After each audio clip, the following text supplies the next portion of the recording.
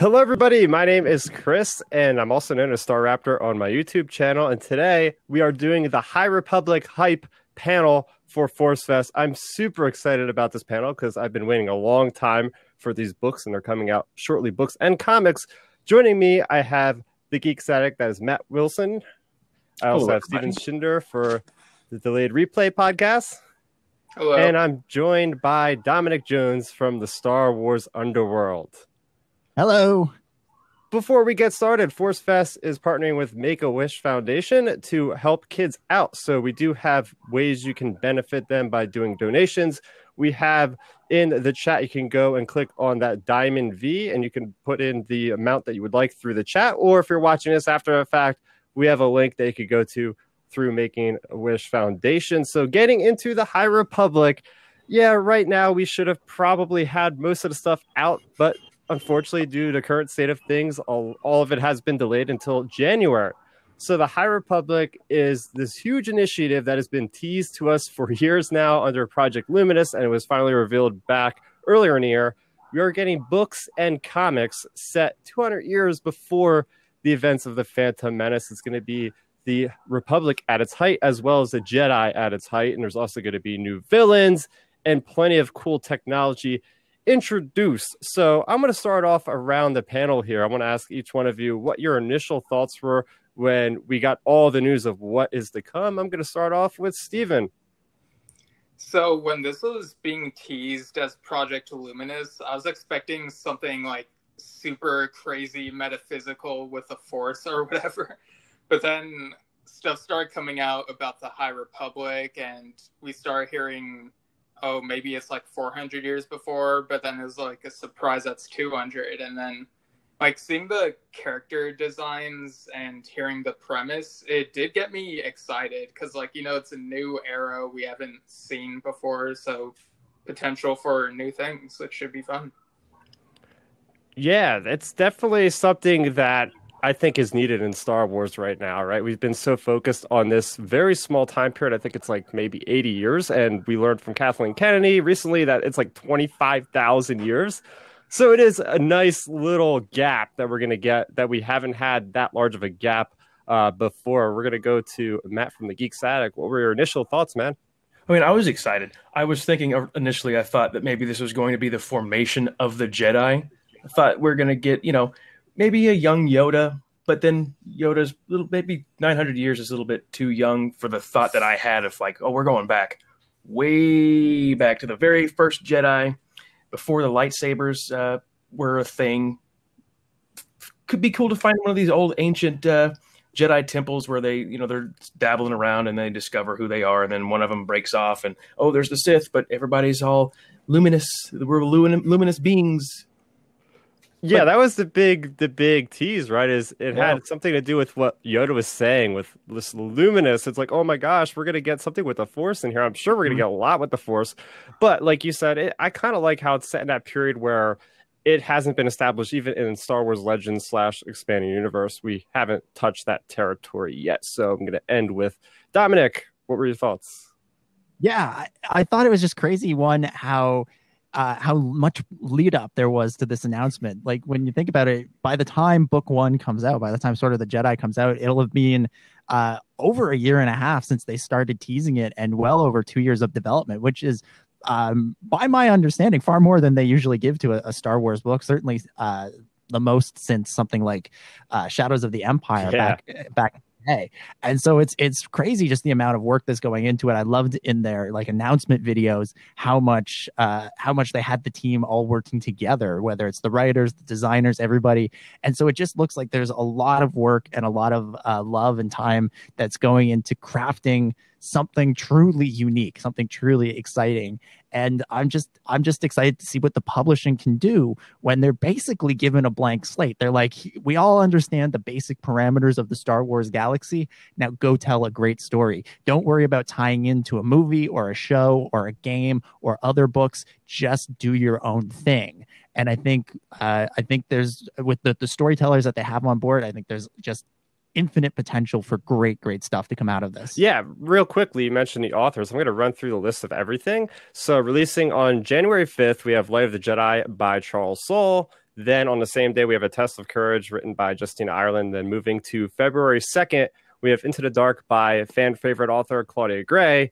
And next year, at some point, we have the High Republic Marvel comics written by Kevin Scott, who's known for his work on the Adventure comics. And we also have the High Republic Adventure comics from IDW written by Daniel Jose Older. So we got a couple more months to wait. But yeah, jumping off of Dom's point here, it's been kind of frustrating a little bit with the current canon when, you know, the movies are coming out and there's stuff that is, you know, the Journey 2 books, but you can't really connect a whole lot with some of those books because ultimately it's the directors and the writers of the movies that are telling those stories. So sometimes I feel like the authors have like kind of been handcuffed with the stories they could tell around those. Like we've been talking on other podcasts about, you know, The Force Awakens and when that was coming out, and you have all this time material now that's in that first year after Return of the Jedi.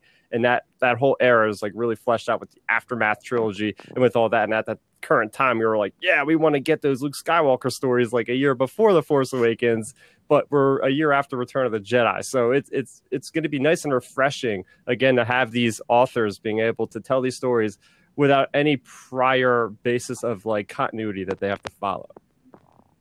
Yeah, and that's the thing that I think is really exciting. You referenced the lead up to Force Awakens and the Aftermath books. You know, I think, you know, whatever you think of those Aftermath books, I don't think that first one in particular got really a fair shake because everybody was so excited that it was the first book set after Return of the Jedi, and it was promoted as a tie-in to The Force Awakens.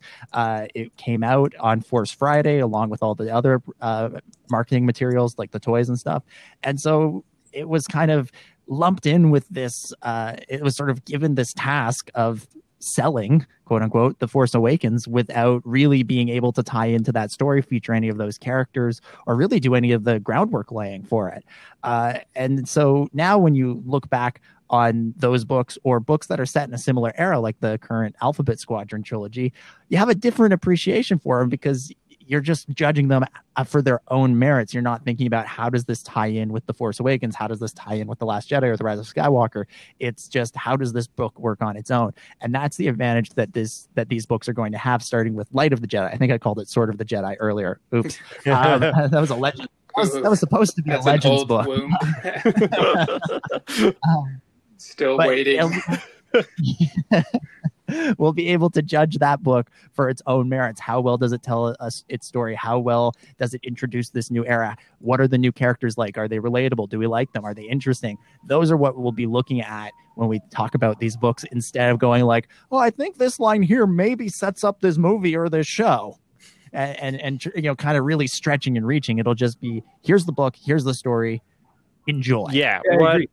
It felt like with a lot of the books there were a lot of teases. There weren't any answers given out. And unless, you know, eventually you had the tie-up with Empire's End and then Aftermath trilogy, which for me was a little bit of a disappointment. But yeah, the Alphabet Squadron, I think Alexander Freed's doing a great job of doing his own story that's not too teasing to events that we kind of like, okay, what's the next book going to say? What's the next book going to say? And then, you know, then we got the Rise of Skywalker, which now it's like they can just write what they want now. So that's High Republic. Really looking forward to that.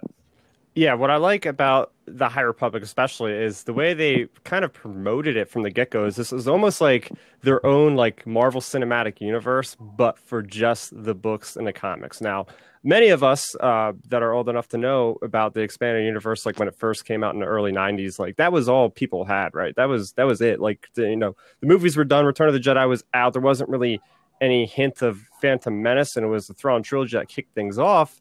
And through that, we got many awesome series of books that carried through like several years. And up until now, in the current canon, we haven't gotten anything like that. The closest we got is like the Aftermath trilogy and Alphabet Squadron trilogy, and we're getting this upcoming Thrawn trilogy, but nothing more in detail. So what I like about this is there's going to be different mediums, especially with the way that the characters are going to transition. Like there might be a character in like a young adult novel that ends up in a comic book, and then you see that character transition through different periods. And I hope, I think I have a lot of faith that they'll have standalone stories where you won't need to read every single thing. But if you do read every single thing, you're going to be way more rewarded and get so much more insight on that era of storytelling. Yeah, absolutely. That's the ultimate goal for any of this interconnected storytelling, is to tell a story that anybody can just sort of pick up and go, yeah, this is awesome. This is a great little Star Wars adventure. But that also, when there's people who decide they're going to read all of it or watch all of it, they look at it and they go, oh, this character's from that book and that character's from this book, and this is how they work together, and this all ties together. And I think the way they're doing this, the way they're sort of structuring the story, that it all has to do with it also starts from one big event, the Great Disaster. It feels like that is the perfect sort of jumping off point, because each book will show us different characters' reactions to that, and then all of those characters have to work from there. It's sort of like how we have historical fiction that is written out, based on historical events. There's tons of books written about like World War I or World War II. We all have a general understanding of what those historical events were, and then those historical fiction books come in there and they take characters and you see how they react to certain big moments that happened that don't necessarily have to be portrayed in every single book, because people come in with a common understanding of it. Yeah, it seems like these stories are taking place simultaneously, and I kind of like stories like that, especially if there's like this big event that happens, and kind of like how Marvel had like the Battle of New York that they mentioned like all the time. And it's like, oh, okay, so this takes place in relation to that, so this takes place alongside this, and I don't know, it's just a fun thing trying to connect it all and see where everything takes place in relation to each other. Yeah, so there was an excerpt released a couple months ago for Light of the Jedi, and that's when we kind of first get a little bit more details on what this Great Disaster is. In the excerpt, there's a ship that is traveling through hyperspace, and all of a sudden hyperspace turns red, and the ship's like literally explodes, and that is the beginning of the story. That's in the prologue. There's scatters of the ship just flying in all different parts of the sector of space, or maybe actually even through all out the galaxy. So that is something obviously we haven't seen in Star Wars before. I'm happy that we're learning about different things that happen in the history of Star Wars that aren't big bombastic wars, because if you listen to what I think it was Yoda or somebody that said, like, there hasn't been Sith or anybody seeing in a millennium, there hasn't really been war until the Clone Wars that was huge. I believe you're thinking of the great C.O. Bibble in The Phantom Menace, in Attack of the Clones, where he says, there hasn't been a full-scale war since the formation of the Republic. There we go. So that's what's really cool, is we get this new kind of occurrence, and there's these new villains that are quite fascinating. They're called the Nile, and it's a collection of species. I think you see a Togruta and a Twi'lek and several other species. They're kind of like the Mad Max creations in the Star Wars universe, like these Viking punk rockers, like the way their clothing is. So it's interesting, because we're sitting here thinking probably like, oh, like we want Sith and all that. But hey, I got to give it to them. It's nice to get villains that subvert the expectations and are going to be quite something different. What do you think about that, Matt? I think it's pretty cool. Where do these guys come from? Have they announced that in any of the excerpts or anything? This new villain? No, they have not talked about them specifically yet. Which is pretty cool. I like to go blind into these books. I don't read excerpts. I haven't even read chapter 1 yet of Light of the Jedi. I like to go in blind, be surprised, see the outcome. That way I don't raise up my expectations. But yeah, I'm really looking forward to these new villains, seeing what the Jedi do. I'm sure there's going to be a Sith sprinkled in there somewhere to save it. They might be the ones pulling the strings. So that's going to be exciting to read. I can't wait to watch this story unfold with the High Republic. Yeah, I'm with you there, Matt. I think the Sith are going to factor into this story. I think we're going to come to find out, this is just pure speculation for me, but I think we're going to come to find out that the Sith are responsible for the Great Disaster, that whoever is, Palpatine's mentor 3 times removed is going to be trying some crazy dark side stuff and will accidentally cause this to happen. And ultimately what's going to happen is the Jedi are going to be so freaked out by this, because they've talked in the promotional stuff about how this is the question they went into this storytelling or asking themselves that form the basis for the story that they're telling is, what do the Jedi fear? What scares the Jedi? while the Nile, I'm sure they're going to be worthy villains for the Jedi. I'm not sure they scare the Jedi. I think there's only one thing that really scares the Jedi, and that's the Sith. And not even necessarily the Sith. It's not knowing what's going on. So much is talked about in the prequels about how the Jedi can't see what's going on. They can't. Their vision is clouded, and I think that really freaks them out. And so I think when something horrific happens in the galaxy like this great disaster, the Jedi are really going to kind of panic about it and start freaking out. And what we'll ultimately see happen throughout the course of the High Republic is the Jedi begin the transition from these idyllic hero warriors, or not even warriors, protectors of the light, that they're supposed to be at the beginning of the High Republic, that we always heard about from Old Ben and in the sort of not legends, but the legends of the galaxy, the myths of the galaxy.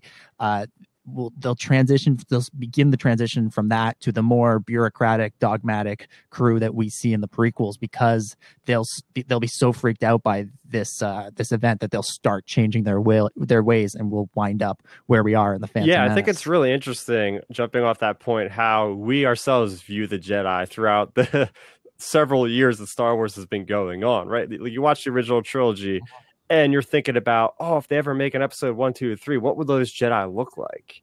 How are they going to behave? Yeah. And then you see them, and like you said, they're dogmatic. You think they're supposed to be at their prime, but they're really on their way out.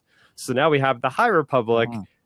What are the Jedi like compared to what they were in the prequels? This is supposed to be their time to shine. This is supposed to be, like you said, they're defending the galaxy. And in the wake of this great disaster, what does defending the galaxy look like?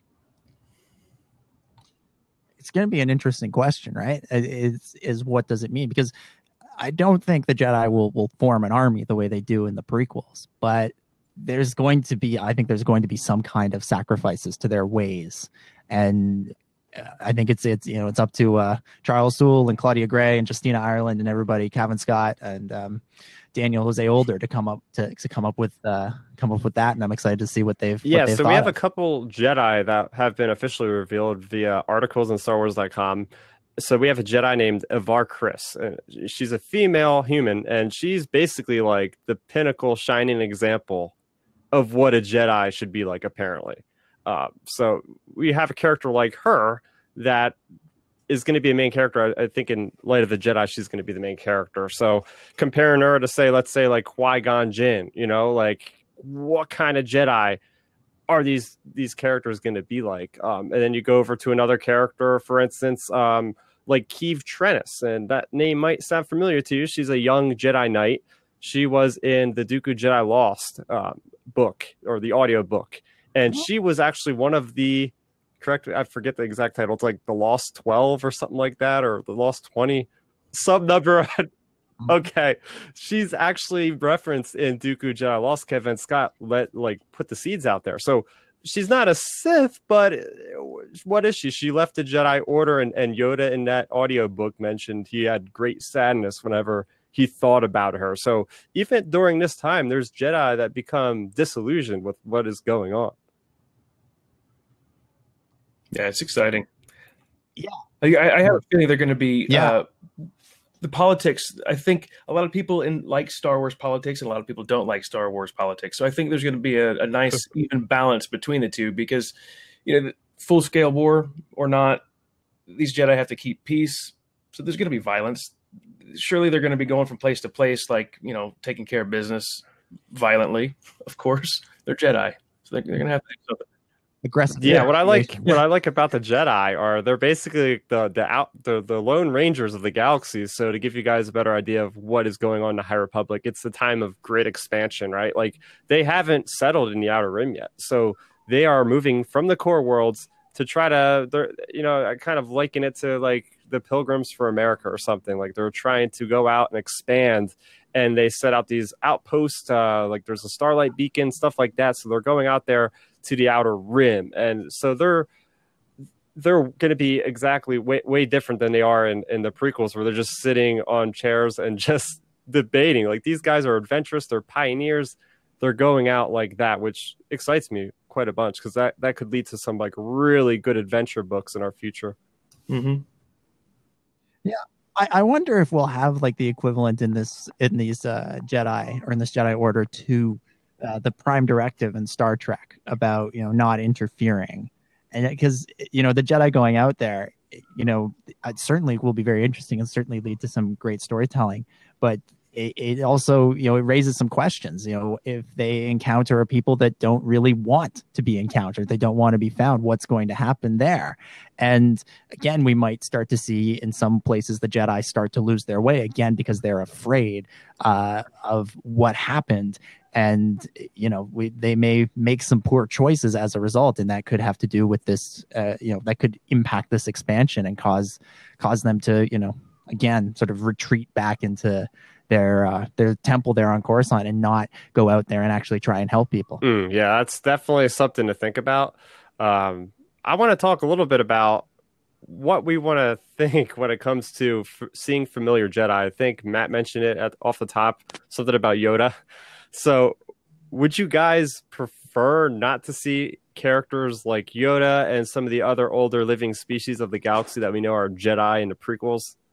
So I think because Yoda is alive, it's a given that he'll appear at some point. Like, if it's a cameo and they mainly focus on the new characters, then I'm fine with it. I do hope that we see more of Yaddle, though. like I legit think we're in for a Yaddle renaissance. I mean, Charles Soule himself, I think, put her in like a vision in his Darth Vader comics, and she was mentioned in Fallen Order, and she was in the Lego Star Wars Skywalker saga trailer. So I think these are all hints leading to like a Yaddle renaissance. Renaissance. I love it. I'm happy with that. Get on those t-shirts. Yeah, the Yaddle Renaissance. You get like a Renaissance painting of Yaddle, you put it on a shirt. I like it. I mean, with the flowing hair. Would you get? How old is Chewbacca? He is. He'd be 200, a baby, literally. He'd be a baby. I wonder if a little cameo with.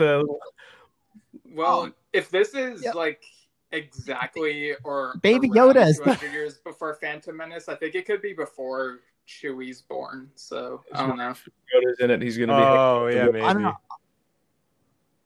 I'm thinking in the the 8th book of the High Republic series, building off the popularity of Baby Yoda, they give us Baby Chewbacca. Oh, you mean Lumpy from the holiday special? Yeah. Gotta love Lumpy. Gotta get Lumpy in there as well. Yeah. Cam Ray in the chat suggests that Chewie's creepy grandpa the VR could be headset. in there. No. All full circle.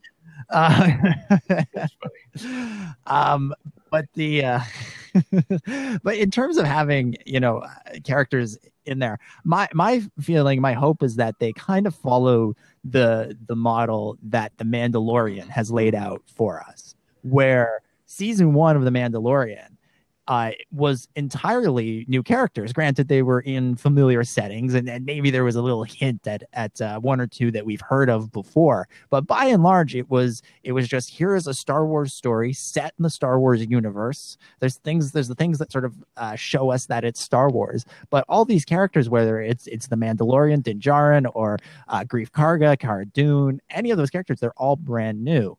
And I think that's what the High Republic should do as well.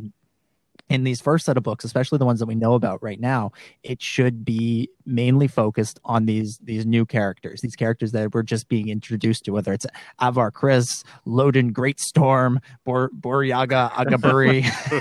I'm reading all the list of names we've got here. Keith Trennis, Stellan Gios, Vernestris Rowe, Skier. It should be focused on them. And then once we get into the second phase of books, or maybe even push it off to the third phase, then maybe you bring in Yoda for an adventure. Maybe in phase 2, you have Yoda pop in for a camp be a hologram. They're like, oh, we need help. Who can we call? And how about this guy? And then it's Yoda. Get him in there for something, just to get people excited.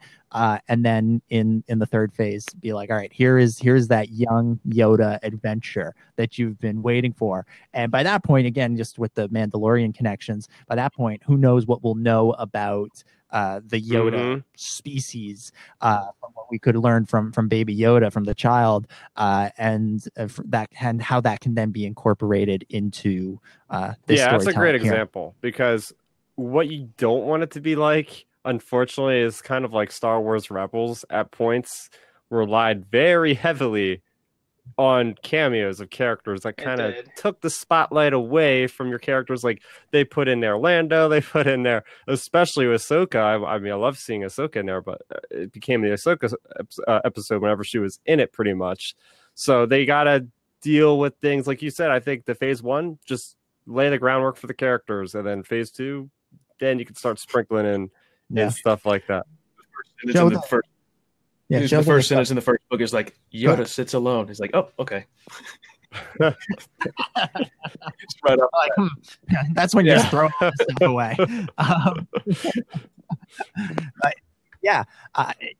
When I think it was Michael Arndt said this about writing The Force Awakens, was that he tried to include Luke Skywalker from the beginning in that movie, but anytime he brought in Luke, you lost interest in the new character.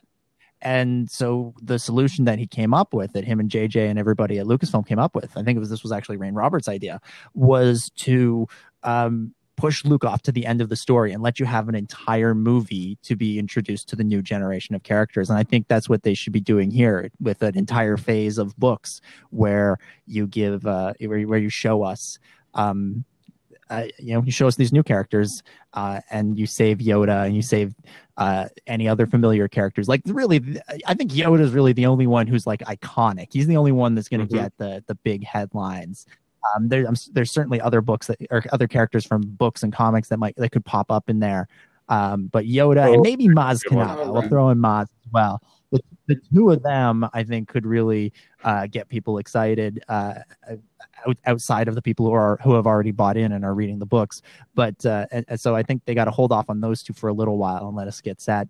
But again, when they do introduce Yoda, I really hope they go off the board with him. Like, I don't want to see wise Yoda. I don't want to see Empire Strikes Back Yoda or even Phantom Menace Yoda. I want to see Yoda as like a teenager. I want to see him in his like leather jacket. And I kind of want him to be like Qui-Gon, where he and I want to see him. I want to see him be like Anakin, basically, or Qui-Gon, where he's like, "Yes, don't care about the council, I do. I do. Listen to them, I will not." I want him. Like there's that Clone Wars episode where he asks Anakin to help him escape from the Jedi Temple. And he says to him, disobeying the council, your expertise is. And so I want that to be like a little like kindred moment between Yoda and Anakin, where Yoda's like, once I was your age and did this a lot, I did, but, and keep it. I'm going to stop doing the Yoda voice now. Keep them, make it so that that's kind of like Yoda sees in Anakin a younger version of himself, and he sort of relates to Anakin's reluctance to follow what the Jedi would do, or what the council wants him to do, because that's what Yoda did. That's how he felt when he was a young lad of 630. I'd also like to see Hu Yang, the droid who instructs the younglings about how to create lightsabers. I've been waiting for him to return ever since issue 8 of the 2015 Star Wars comics, when the letters section said, oh, maybe it'd be cool to have Hu Yang in a future story meeting Luke or something. And that has not happened. Man. So, just throw him in this era. Well, if they're not going to do that with Luke, Yeah. That younglings arc of Clone Wars, like, it ends with Hu Yang, like he references all of this stuff in it. And you're like, I want to know what you're talking about. Come on, David Tennant, get in the TARDIS and show us. So I want to go over the actual time period of 200 years. Now, do you guys believe that is far enough removed? Because a lot of us were thinking, oh, it's going to be like a couple thousand or maybe like 500 years. And I think most of us were surprised when we seen, oh, 200 years. Is that going to be enough time? I think we are so used to the far-flung past Star Wars stories taking place 1,000 or 4,000 or 25,000 years in the past. So since we're so used to that, this is why this feels like not far back enough. But if you think about it, like in canon, this is pretty much the furthest back we've gone. And you think about how, like, you know, in our history, like if the Star Wars movies are like 20th century or whatever, this is like 18th century, and things are pretty different 200 years ago, like technology wise. Now, I don't think technology will be super different in this, but it could be interesting seeing what may or may not have been developed yet, if that makes sense. Mm-hmm. You see, I think it was a smart move on Del Rey's part to make it just 200 years, because we do have the Old Republic, and we see how the fandom reacts when certain things are touched upon and which things are not touched upon. For instance, Thrawn, a lot of people liked it. A lot of people from the expanded universe, you know, section of Star Wars are like, you can't take our character. So it's like, well, let's go 200 years back. We can have our own characters that we can develop, our own era that we don't have to worry about this old Republic with, you know, all these other familiar characters that, and you get the expanded universe fans like getting upset, like, you can't have that character. You know, they can do their own thing. You know what I mean? So I think it's a safe, smart move to make a new era. And like with the technology thing, 200 years, technology is probably going to be close to the same. And if you go back 10,000, 20,000 years ago, and there's still hyperspace lanes and nothing's changed, it's like, it gets a little goofy to me. But yeah. You know what I mean, as a longtime player of, you know, Star Wars: The Old Republic MMO and player of Knights of the Republic and Knights of Old Republic 2, I've been so ingrained on the thought of like, oh, this is how the Old Republic looks and is. And yeah, I agree. Like, it didn't make a whole lot of sense that you go that far back in time. Literally everything is the same, basically. It's the same. It's like, okay. And like Steve was saying, like, in canon, we're going to make 200 years look more believable. I mean, you look at the concept designs they put out there for a lot of the outfits, and even the lightsabers themselves look more like medieval. That was another thing they mentioned, is that the Jedi are going to be sort of like the medieval knights of the round table in a sense. So they got that kind of style. Their hilts are a lot longer. They even have like those prongs on the side. So it definitely looks a lot more elegant, kind of like Obi-Wan was talking, like a more elegant weapon for more civilized age and all that kind of thing. So, yeah, I mean, I'm ready to see how this goes. I'm ready to see 200 years. That's plenty of time. It's more time than we've ever had separated by a long shot in Star Wars. That's like double the timeline of what we have existing now for every story. So, pretty much. Yeah, you put it in those terms, and all of a sudden it seems like a lot more time. Yeah, because I was like, I was expecting it to be further back. I mean, the rumor was 400 years at one point, and then they said 200, and I was like, wow, that's even less than we were thinking. And yeah, I think it's the right amount of time, because you can make a few connections, like we were saying, with Yoda and Huyang and Maz and characters like that, and bring them in. I certainly think that would make for that gives them a little bit of flexibility. It makes it possible to tie in. It also, again, it explains why the universe looks more or less the same, which makes it easier for people to jump into it. And the other reason, I think, is that I think they're saving the distant past for a more visual medium, whether it's a film or a TV show. There was the quote from Kathleen Kennedy that somebody referenced earlier, where she talks about how, you know, all the stories are set within, you know, sort of a small amount of time, but really the universe expands or goes, you know, crosses, you know, 25,000 years. And I think at some point we're going to see a film set in that year one of those 25,000 years that will be, you know, about the formation of the Jedi or early people who follow the Force. You know, when they first announced Rian Johnson's trilogy, a lot of people suggested, you know, this is the guy that made The Last Jedi. Maybe make the first Jedi. That should be his. That should be the first of his trilogy. And who knows what's really going on with the Rian Johnson trilogy these days? But I do think it would be really interesting if they found some filmmakers, whether it's Taika Waititi or somebody else, and said, "All right, imagine the Star Wars galaxy 25,000 years ago. Go." I think that would be really interesting. And so I think they're saving that for either a film or a show. And so the ancient quote unquote past that we're going to look at in the publishing for right now is only 200 years, which is still plenty of time, and gives them lots of space to play with to show us a different kind of Jedi, but also make those connections back to that original to those Jedi that we've seen in the go ahead, Matt. It makes me wonder too if we've already had a little tease with a location in the High Republic with Alphabet Squadron Shadowfall. We had Troith. Oh yeah, that was supposed to be the thriving planet of politics a couple centuries before the rise of the Empire. So that is such a cool planet. I like it. For anybody that hasn't read Shadow Wing, it's basically a planet that doesn't have a sun in its sector or whatever. So it has a black hole. So it's like they have to have like lights at all time of day. It's insane. It would look so cool in a video game or live action of some sort. I might be a little disappointed if it doesn't show up in the High Republic, just because it does say it's the center of politics centuries before the rise of the Empire. And then they all moved over to Coruscant. So we'll see. Real quick out to the chat. Any of you guys, if you have questions, we're going to save like maybe 5-10 minutes at the end of this. So be sure to stick around for that. We're going to move on to another topic here. I want to talk about, now we know we've been talking about comics and books this whole time. Star Wars has been based upon movies and other means of things as well. Would you guys like to have the High Republic become more than just books and comics? I get. Okay. Go ahead, Steve. I get the feeling that like if it does make the leap, it would be animation and maybe video games first.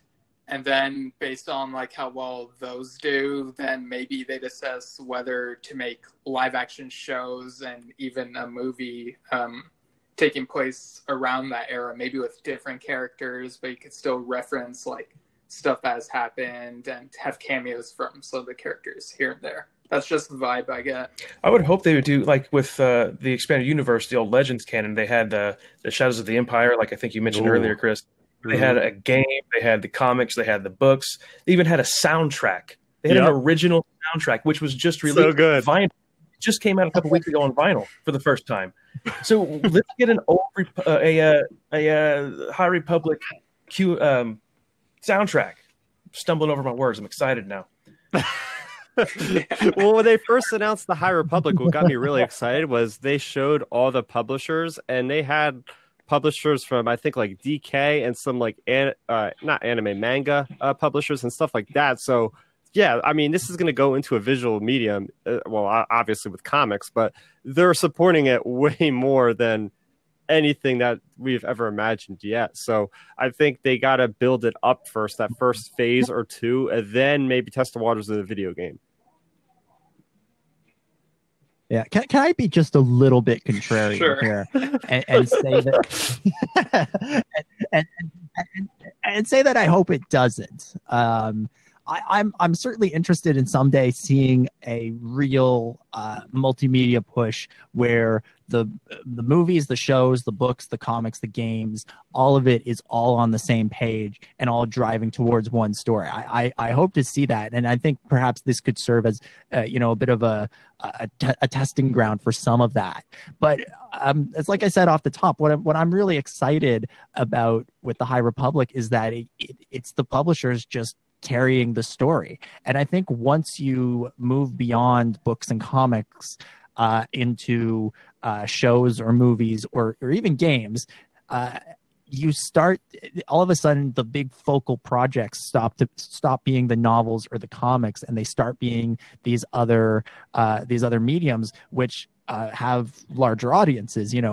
Millions, tens of millions of people play Battlefront. Tens of millions of people went and saw The Rise of Skywalker. Tens of millions of people have watched episodes of The Mandalorian. Whereas, I don't know how many copies of Star Wars book sells, but I feel like it's more likely in the 100,000 range, maybe a million or maybe two on a really good one. But I'm spitballing there. I'm not entirely sure. If anybody has the information, please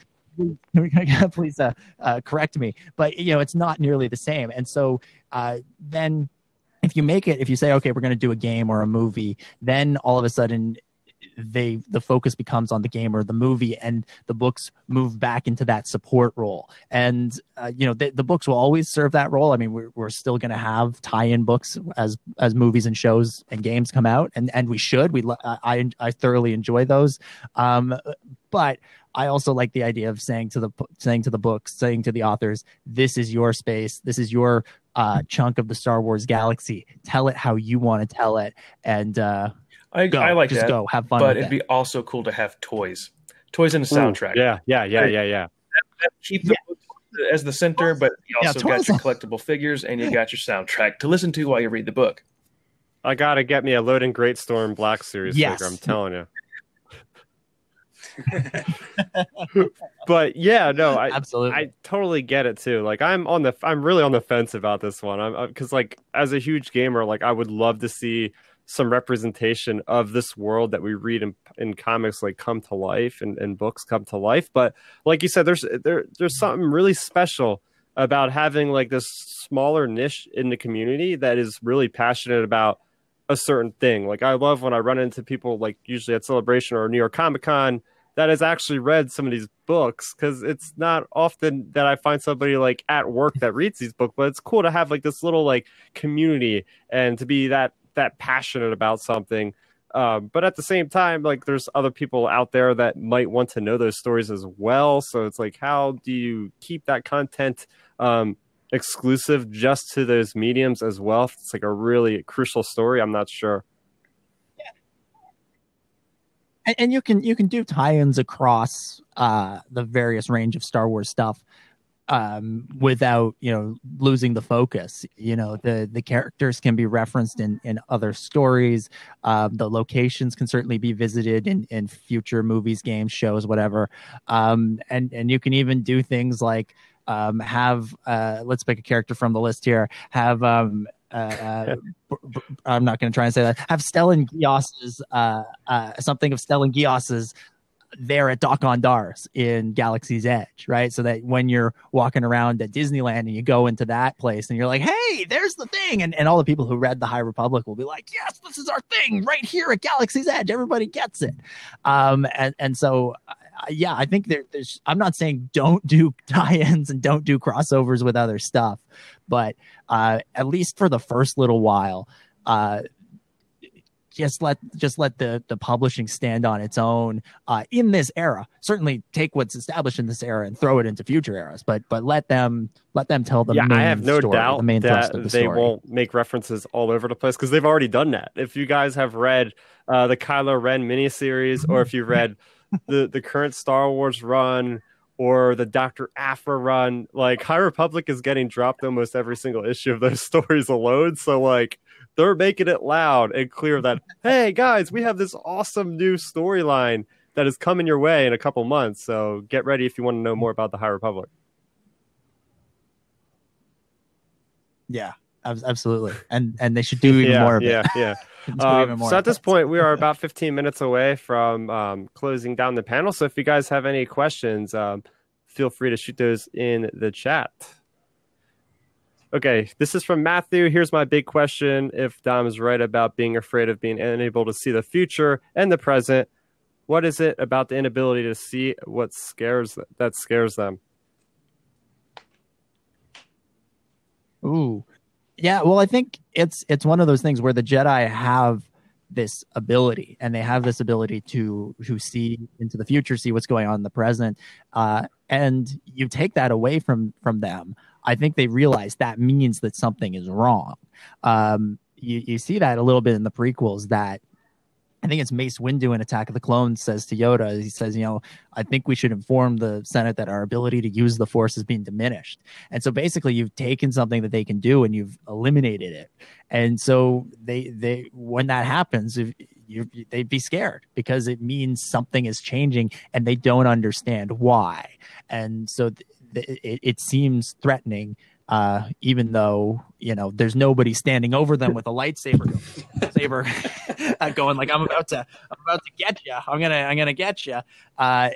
They just but it just means that something is out there that they don't understand, and that I think is what scares the Jedi, is things that they don't understand because they know so much and they understand. Yeah, I think so you're right already. on the idea, and not so much like a personification of like some kind of creature, because when they show that, and they have a High Republic trailer and they show like what scares a Jedi, and there's like these images of these demon-like creatures and whatnot.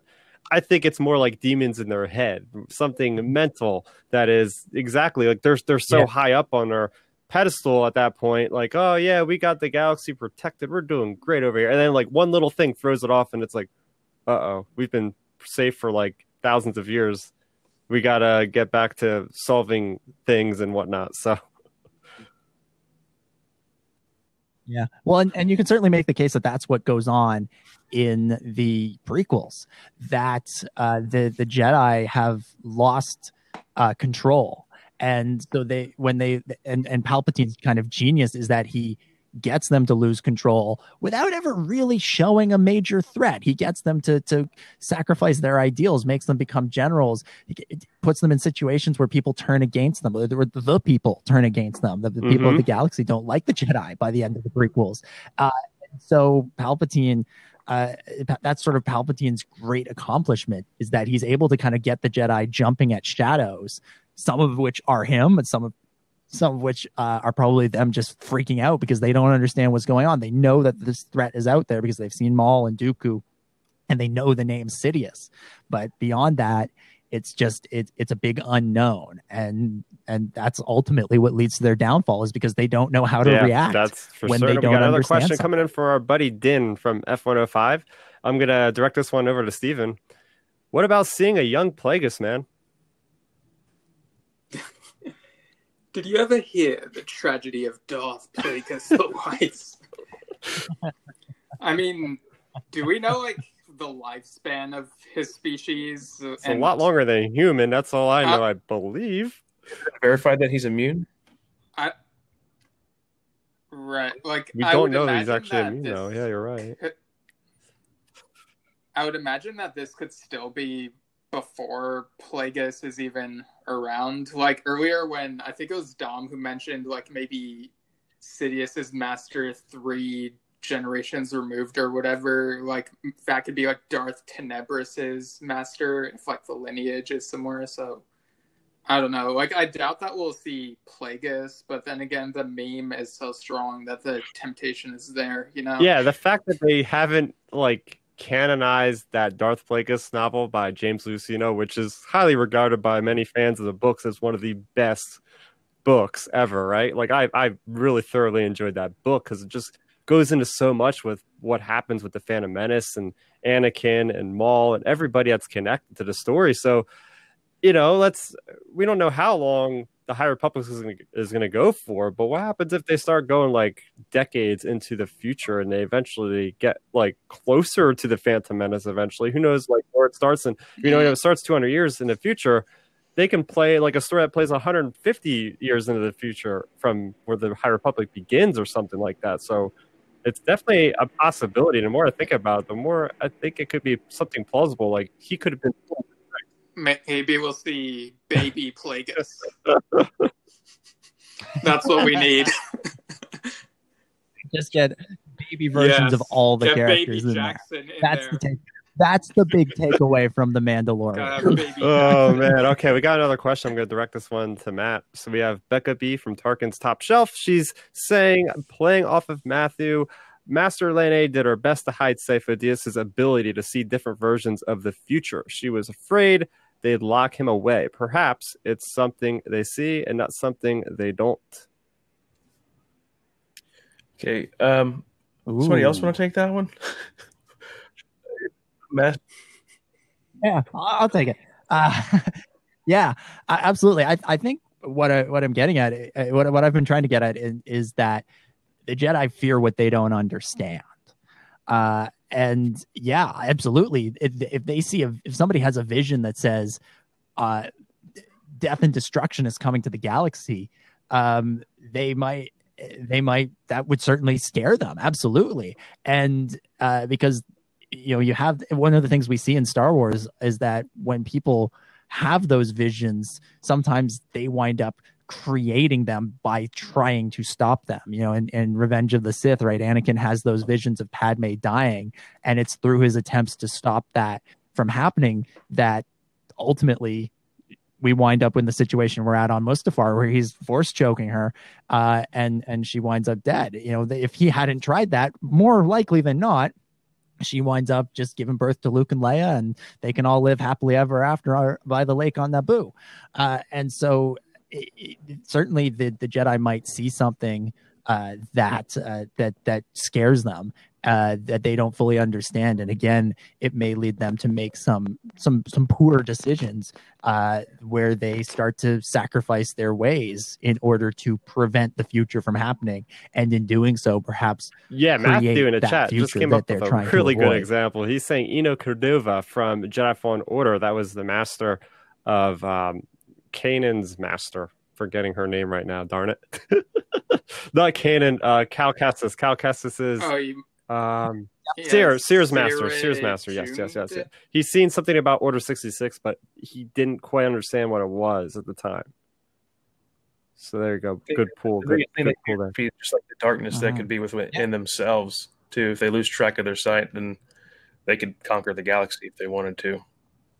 What do you guys think about the idea? Like, okay, we're talking so much about the Jedi.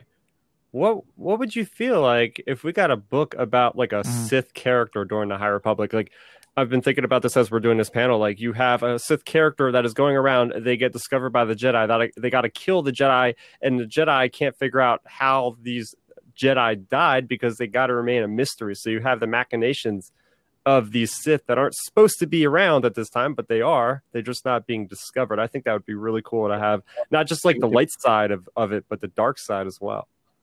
Yeah, that would be awesome. Yeah, I would be there at midnight to buy that book. It'd have to be like a stealth story. Just to see, I'm a Jedi guy through and through, but just to see what the Sith are doing in this era, I think it's highly really interesting. They're eating cookies. I mean, there was this really cool whiteboard that they had in the video for the trailer, and you look at that whiteboard, and they do have Sith on there clearly, as well as really a ton of other really cool things on there. Oh yeah, I love that they had dinosaurs on there. I want to see some dinosaurs.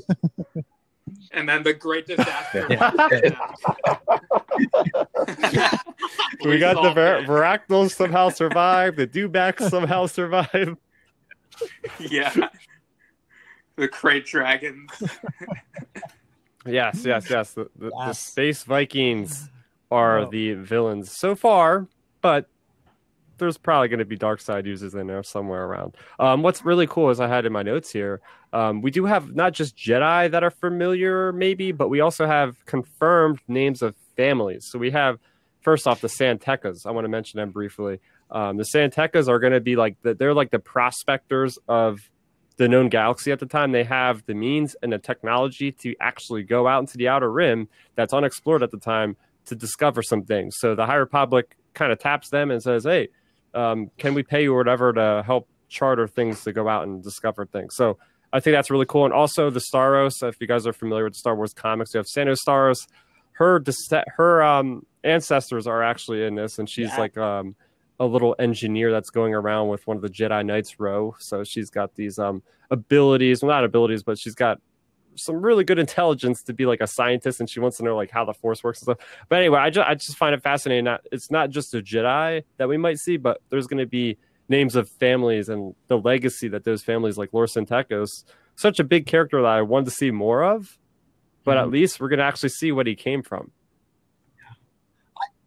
Yeah, it's surprising that we're seeing more of his family before seeing more of him and his connection to like Luke and Leia and all of them. I would never have expected this Yeah. 5 years ago. I came out of The Force Awakens thinking Yeah. like, oh yeah, I can't wait to see Mhm. more stories with this guy, and nothing. So yeah, but I'm excited to see what his family was up to, 200 years earlier, and potentially laying the groundwork for what he does in those stories that we still haven't heard, and also tying in Santa Staros, who's one of the breakout characters from the comics, and was just very are featured very prominently in the Dr. Aphra audio drama. I think it's cool again to tie all these things in there again, because this era is going to be a lot of new, but to have a little bit of fun with these connections, I think just further cements it in the Star Wars galaxy. And it maybe it tells us stuff about the characters down the line. Sana in the sort of the backstory to the Afro audio drama and the comics was studying to be an archaeologist. Maybe she's becomes interested in that because her family has this great history and legacy of working alongside the Jedi in this very pivotal moment in the galaxy. And it just gives us a little bit of insight into her backstory that could then be further expanded on in the so Star current, Wars, as much Star as Wars comics. I love Luke Skywalker, right? He's my favorite character, and he's a Jedi, of course, but there's so many other characters in Star Wars that aren't Jedi. They aren't Force sensitive. You got Chewbacca, you got Han Solo, you got all these characters that are just iconic, So we're talking about the Jedi here, but I want to see some really cool smugglers. I want to see some awesome bounty hunters. We know that's confirmed to be coming. There's going to be many non-Force sensitive characters. So that's what builds up Star Wars, is the universe, is the species and the professions of everybody around. I think in that time where it's like everybody's trying to discover what's out there, I think that leads to a lot of interesting characters we could learn about.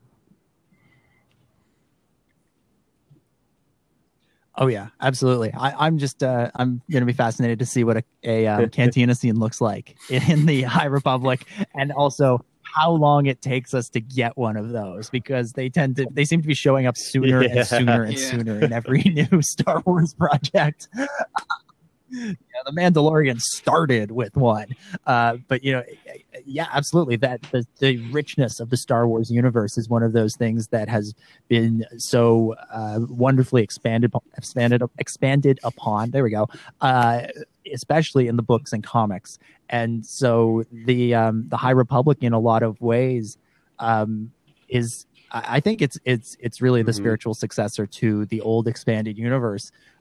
Because it gets to kind of be its own thing, the way the old EU was, and they did their big, massive book, multi-book series like the New Jedi Order and everything. This is the first kind of example of that in the current canon, and so just to celebrate that legacy of what's come before in the publishing, this big project, this multi-book project, should show us just about every single corner of the galaxy. One last question I just want to read off here from Becca. She's saying perhaps we'll see the pilgrimage to Jeddah and actually learn what those statues looked like in their prime. That's fantastic. Yeah, I would love to see those old planets. Yavin 4, you got the Misasi temples. What are those about? So yeah, I'm going to wrap it up here, guys. Everybody in the chat, thanks for joining. Thanks for the questions. That was really making it. I love it. I wanted to make it like a real life panel here. And thanks for everybody that had put together ForceFest. Thanks for John for being the admin moderator on this panel. Everybody that put it together, because my first celebration was last year and I had an absolute blast and was really disappointed like everybody else that we couldn't do it. But at least we're able to get together in a capacity like this, because as much as I loved all the information dumps of the trailers and whatnot, I think, hanging out with Dom at the Star Wars Underworld booth was one of the best times ever. Multiple days doing podcasts, like guerrilla podcasts, like on the spot, was just fantastic. Yeah, so this was a lot of fun. I want to make the announcement one more time that we're doing donations for Make-A-Wish Foundation. You guys can go ahead and click on that diamond icon, and that'll bring up Vcoin. You can get 33% of your donations through Vcoin, or if you're watching this after the fact, I'll have a link for the page itself to go to My Wish Foundation. So we're going to get into the plugs here. What do you guys want to plug? We'll start with Steven Schinder. You have an awesome podcast called Delayed Replay. You want to tell the people about it?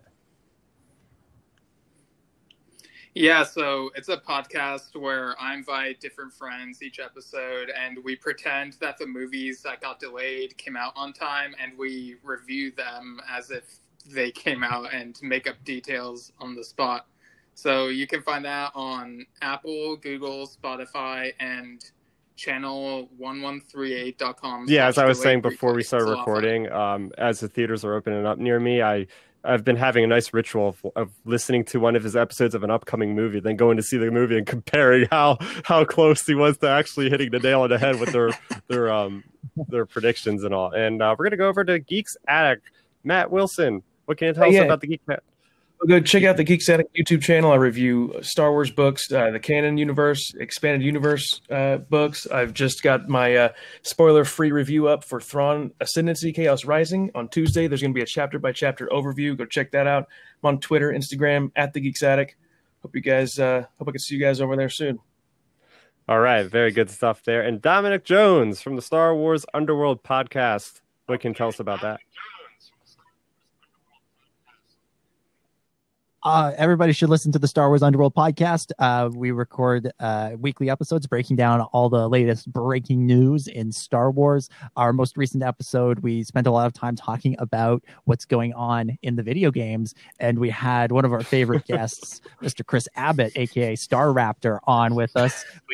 We call him our senior tie-in materials correspondent, and we had a lot of fun talking video games, talking future of Star Wars, and just having fun. We do that every week.